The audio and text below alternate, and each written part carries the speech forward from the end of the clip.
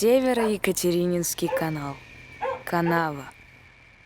До деревни дороги нет. Живет 8 бабушек.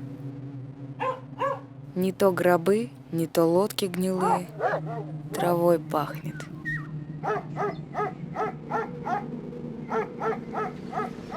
А 200 лет назад купцы сибирские к морю белому хотели товар возить. По каналу из-за Урала по Чусовой было можно водой пройти до Архангельска. 40 лет рыли. Трудно. 60 всего судов прошло. Тысячи людей трудились. Труд каторжан использовали. Что не делали?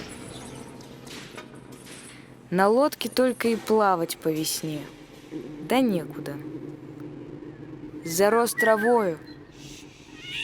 Деревья попадали. То чистили его, то забывали.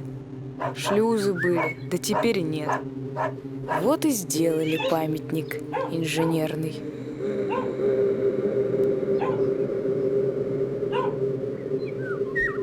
Нефть тут находили когда-то. Да плохая. В деревне тихо, память хранят.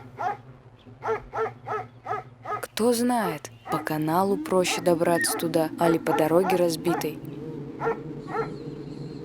Проще там и сидеть, на небо смотреть.